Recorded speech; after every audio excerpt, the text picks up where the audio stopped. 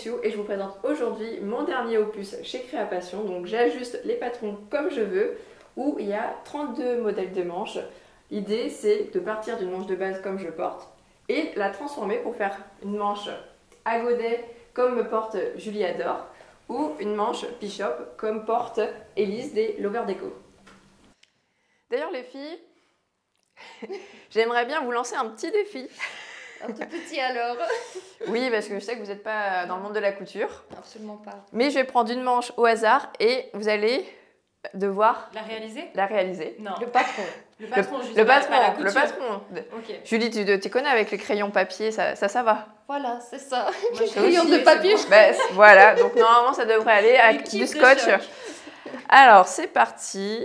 Et bien, page 81, ici. Ok. Et regardez les filles, vous allez faire donc cette manche-là. Ah bah cette manche-là alors. Ça tombe bien, c'est la même que Exactement. toi. La manche à Presque côté, la c'est ça? même couleur. ça. C'est incroyable, j'ai pas fait exprès. Eh ben Exactement. canon.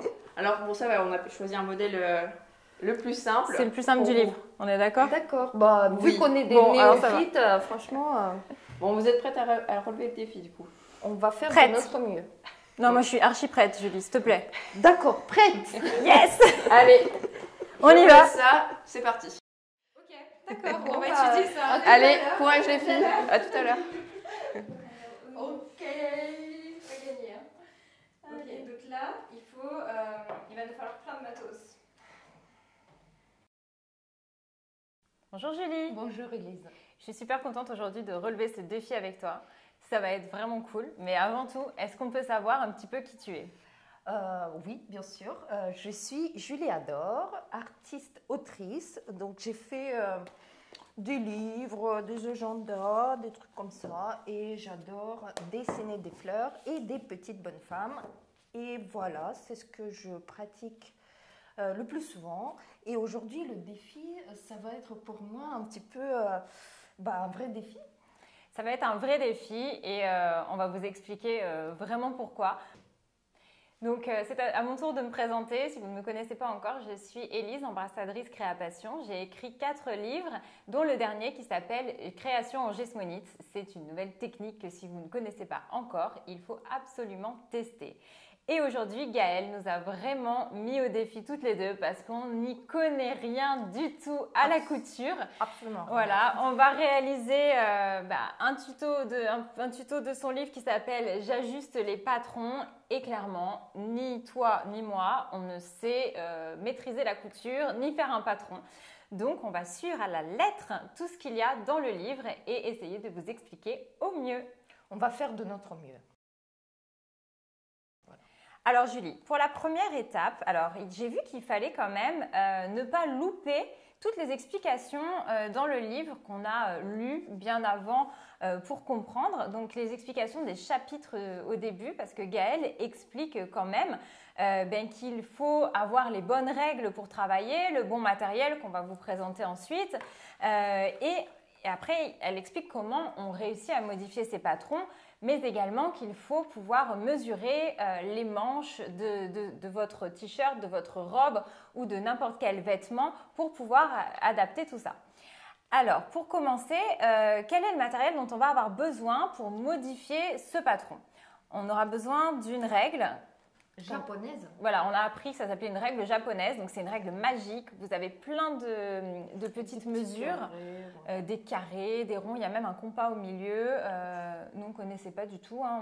On sert des règles comme ça, quoi, les doubles décimètres comme à l'école. Donc ça, c'est une première pour nous.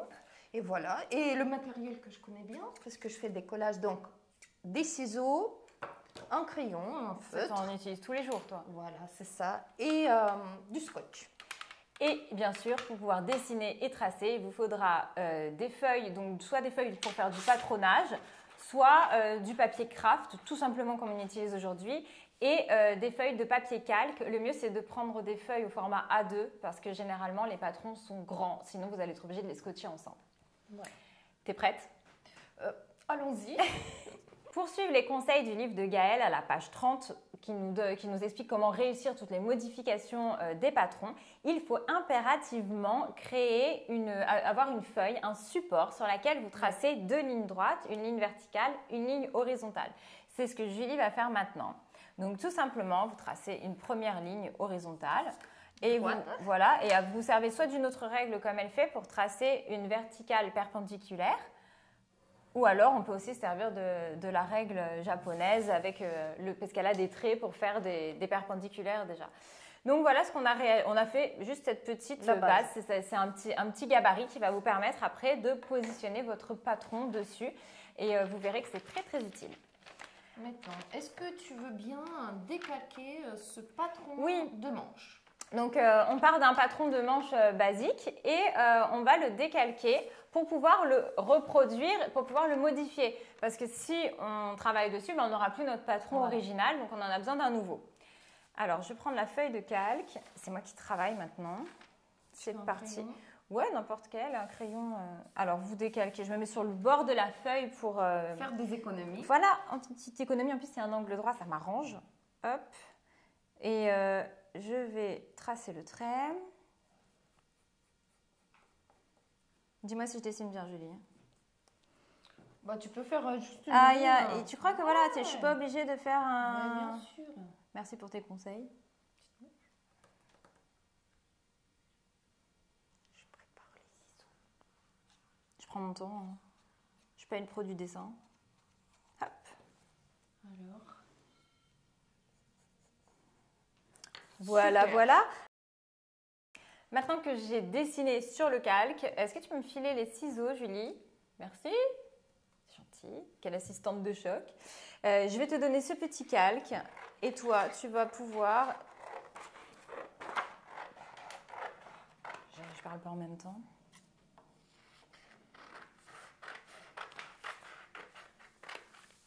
Et alors, maintenant, moi, je fais... Tu vas décalquer. Donc, tu retournes la feuille, comme à l'école, et tu prends le crayon et tu décalques ça sur notre planche à patron, notre papier craft. D'accord. C'est tout simple, en fait, c'est très, très Mais simple. comment ça va marcher? Ouais, comme ça. En fait, le papier calque, le principe, c'est que quand tu as... Attends, je vérifie. Tu vérifies? Ça marche? Bah non. Ça marche pas. Absolument Parce qu'on a un crayon. Mais c'est même pas ça. Alors, moi, je propose que je découpe encore un petit peu. Ah, mais ça, on va le laisser? T'es sérieux? Bah oui, attends, franchement, le défi, c'est le défi, hein. Excuse-moi, hein, c'est la première fois que mais en fait, je décalque, que je dois tracer. En fait, on n'a pas forcément besoin de décalquer, on a juste besoin d'avoir la forme. Donc voilà. Ça nous sert de gabarit, en fait. Voilà, voilà. Et donc là, tu vois, hop. Nickel. Bon, et maintenant, donc si vous avez un patron beaucoup plus compliqué, évidemment, il faut le décalquer si vous avez des valeurs de couture, etc. Nous, on n'avait pas besoin. En fait, cette étape, elle est très importante quand on a les valeurs de couture. Voilà. Quand on a le patron avec toutes ces valeurs de couture, sinon vous n'allez pas réussir à vous en sortir sur la forme.